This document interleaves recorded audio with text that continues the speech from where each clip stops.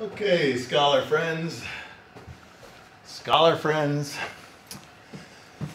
I did the video, the Zoom with you a little earlier on. Now I'm going to tape the next lecture here. And it's not a full-on lecture. It's truncated. Get you thinking about the Abraham and Sarah family story.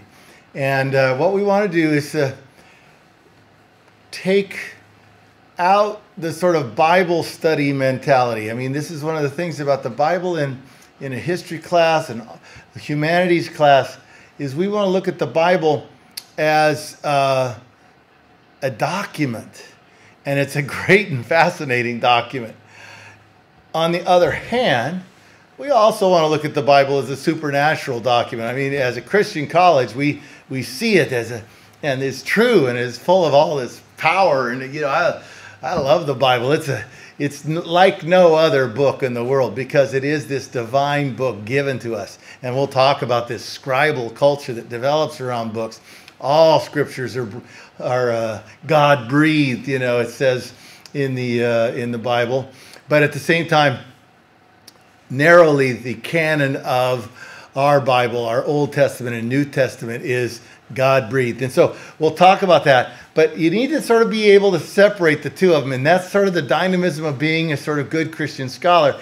Is to, we're going to go after the Abraham-Sarah story, the context of ancient world history, and especially the earliest documents that we have that sort of talk about the things that we're interested in, human flourishing. And human flourishing is a pursuit, it's a travel, it's a pilgrimage, it's a journey. And then it's also, as we're going to talk about here, it's a family thing. It's rarely individualized to the level that we Americans always think in terms of individual freedom. It's usually done within a household, an ecosystem, ecology. Eco means house.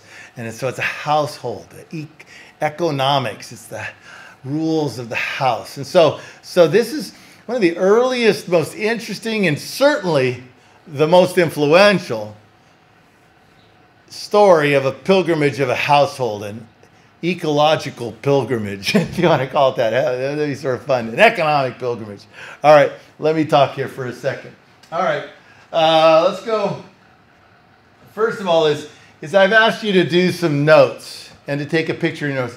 They do not have to be extensive. You know, a little map here, little nuggets from verses here, Genesis, and then, you know, little things like this. This shows me you're reading, shows me you're thinking, but especially when you want to, you know, ask yourself, you know, what is this thing with trees? Are you fans of Lord of the Rings, man? Trees are big. Tree beard, you know. Trees are huge in history, and they have all this sort of stuff. And our Bible has this tree thing going right from the very start, of course, in the Garden of Eden. But then there's also those oak trees and the trees of Mamre. And what is going on in that story of these three angels or God in three himself, divine self, underneath some trees? Trees. We got to think. So we think in these other terms. And one of the things that's most important for us is to think in terms of memory. We do not have any indication here that Abraham is writing this story down. This is a story that is an oral story that gets written down. The great tradition is it gets written down by Moses. Okay? And, you know, this idea of the Fertile Crescent here gets us to Egypt, and it's the Moses story which pulls us out of Egypt and gets us into this world where alphabets are being stabilized into writing. And what's amazing is we get, you know, 26 letters can create this. Now, what's interesting today is that, you know, a binary system of ones and zeros can create, you know, cell phones and computers and everything else. But we have to have brains. The cell phones and brains have these capacities to take in ones and zeros that's far beyond the human brain. Human brain, though, can take in 22 letters in Greek. I don't know how many in the Hebrew, it's around that. And then the 26 letters for us, and create, wow, you know, the written record of ideas and people and history and poetry and all this stuff. And this begins to be developed, as best we can tell, it was developed in the Fertile Crescent. And the Jews and the Egyptians were involved in this. And, you know, there's weird ways things get written. This is Sumerian writing here, you know, Epic of Gilgamesh. Or this is actually, I think, Hammurabi's Code. And then you have Sumerian there. But this is not really useful. What's really most useful is the story of, in the Exodus, where we get Moses told to write things down. Moses is the first person we have any indication of is educated. And he was educated where? In the Egyptian palace. And so at the birth of Hebrew, the beginnings of Hebrew, the Egyptian roots of Hebrew, you have a story of the creation of the ark.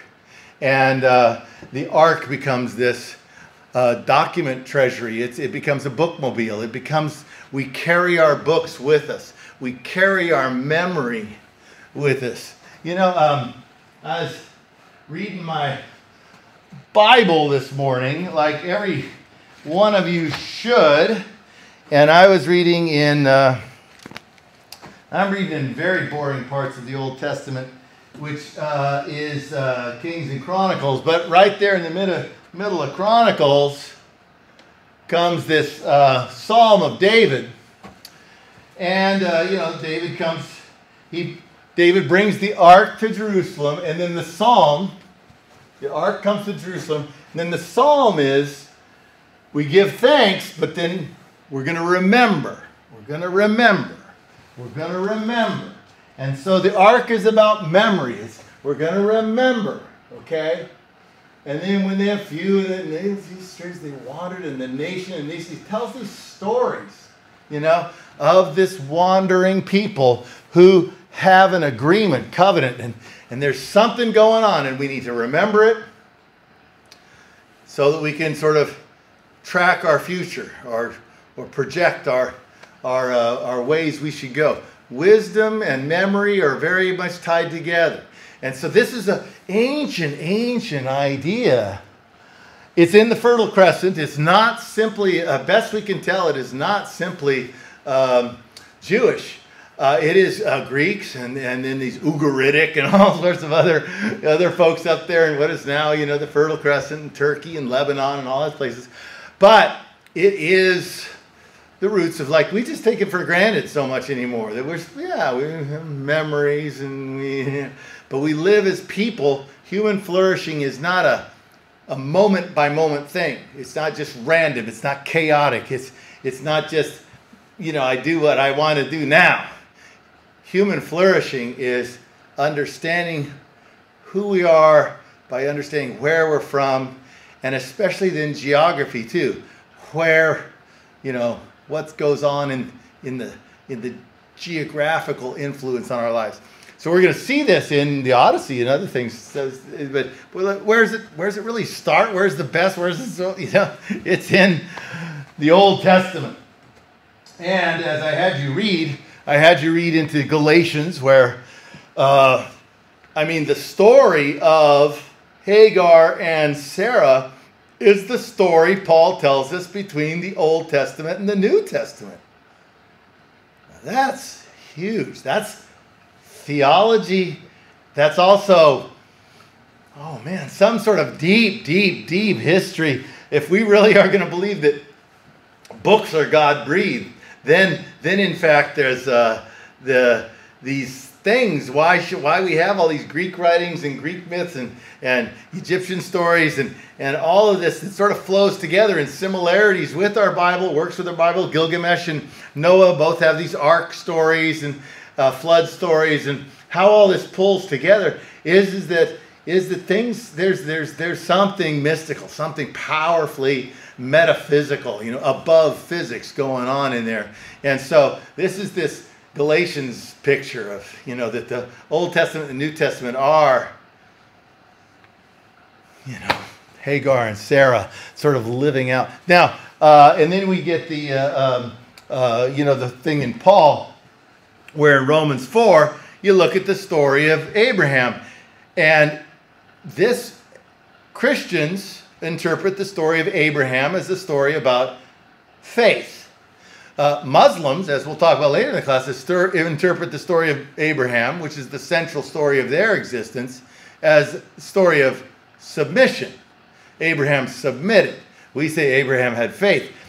There's some similarities there, but they do bifurcate. And so submission, this is where the Muslims get their term, Islam. Islam is the religion of submission, and Muslims are the submitters, okay? And then the Jews have this, we are children of Abraham in a sort of genetic way, okay? So the story of Abraham and Sarah becomes, okay, everyone in history is trying to claim descendants by faith, by submission, by genetics. And that's the world today. Islamic civilization, lots of the struggles of Jerusalem and the Middle East, a lot of world politics, all surrounds what? Surrounds a story that's an ancient story about a family, which I believe is true. I think, and as you read it, it just presents itself as true. You compare this story to the Odyssey, and the Odyssey is very hard to figure out exactly where they are and what they're doing and stuff like that.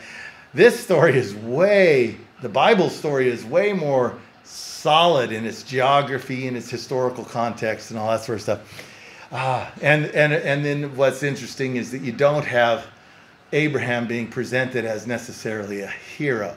He's a bumbling figure, rather incompetent in many ways, but a joyful figure too. He laughs and he has desires and joys. And then Sarah. Sarah is a sort of not a friendly mom. You know, at some point you go, hey, Sarah, I like Hagar better than Sarah, you know, but well, okay. So this is what we want to talk about in what I want you to get thinking about as we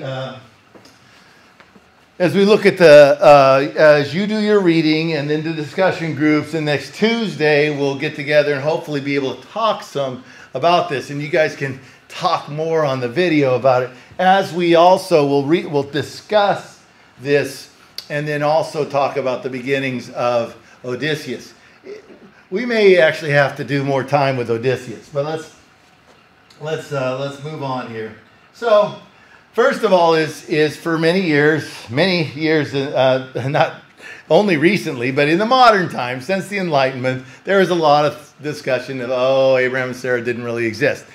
But we dug up Ur, the town that it says that Abraham and Sarah are from, and we have Ur, and there does then we much more in recent years take the Abraham-Sarah story much more seriously in the way.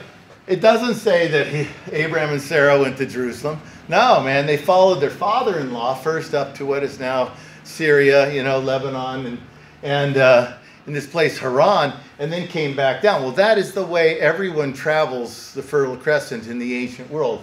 This is desert. So everyone goes up the Euphrates and down the coast. Up the Euphrates and down the coast.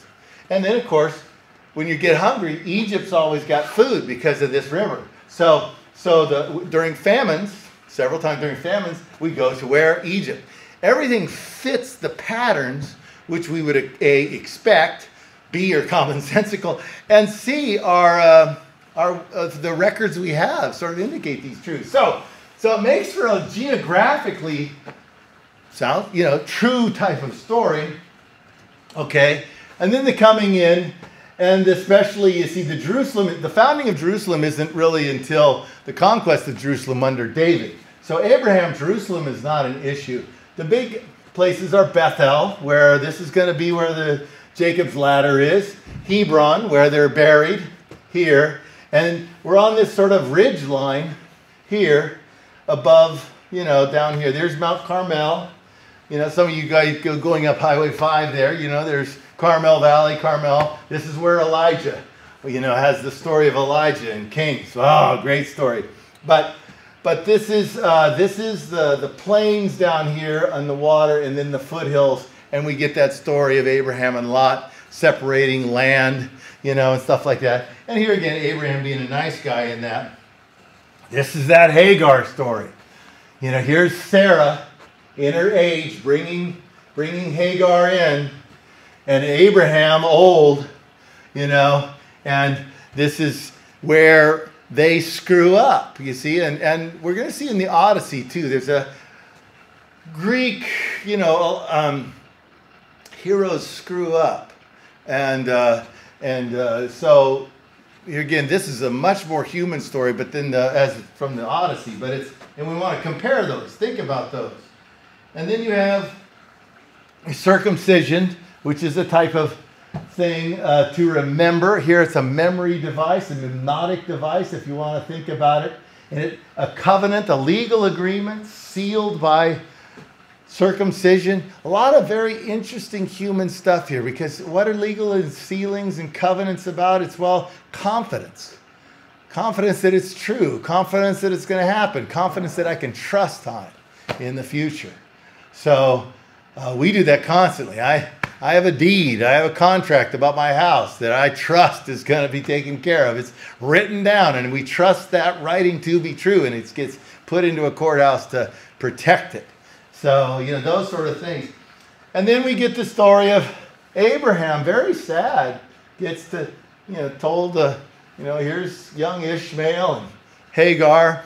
And, but in that very interesting way this works is out of what we would consider sort of an unethical, sort of like a bad situation. Hagar gets kicked out because Sarah is actually sort of being, prideful, or just she's not being nice.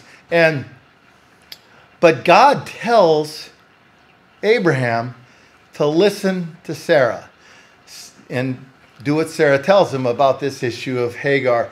And that's an important thing. There's a sort of first of all, there's a sort of gendered partnership. All this is partnership, Sarah and Abraham. This is the way you make babies, is partnerships and stuff like this. Family, marriage, these are these crucial things that are going to be in civilization. And with that is then you have Sarah to listen to her in this world of sin. Even out of her sin, she is going to be made somehow to speak a truth that is going to be the great truth. And the great truth is, that the Abraham, Sarah, Isaac story is, and they name him Isaac because of the laughter, is ultimately that Highway 61 story is going to be on the almost sacrifice of Jesus, is to help us think about the anguish of God when God so loved the world that he gave his only begotten Son. So you see, here again, it's this mystical, there's a huge story here, and this is part of the Humanities, is the belief that things are not being done just by humans. We're in context with gods, and this is what you'll see in the Odyssey also. Things are happening because God is involved, and we'll talk about the difference between the Greek and the Hebrew, but these, we just got to sort of just embrace it at one level, just sort of at a very nitty-gritty level.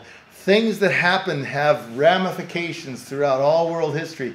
And actually, things later, one of the things in the Gospel of John, it says that, Moses wrote these things speaking about Jesus. Well, that's supposed to be impossible. But, you see, in the biblical way, in the Christian way of looking at Scripture and this sort of holiness of writing, this God-breathedness of Scripture, is that things like the future are actually written about in the past and actually foreshadowed. There's that idea of foreshadowing, which novelists do a lot. And then, you come into this situation, strangers, foreigners, slavery, all sorts of things go on. But one of the most boring, sort of weird parts of the whole story of Genesis, and if you're going to write this sort of short life of a family, why spend a whole chapter talking about the buying of property for a tomb? And that tomb, however, this is if you're concerned about memory, if you're concerned about remembering things, tombs, the ark carrying Abraham didn't have writing. And so to have a place where memory is sort of like a geographically concentrated, that's Hebron, where this is the tomb as it stands today. Here again, no one can know exactly whether this is the tomb scientifically, but this is the tomb by tradition. And the work here is done by Herod at the time of Jesus. There's also Muslim stuff, architecture here too. Muslims look back to this tomb as central to their religion.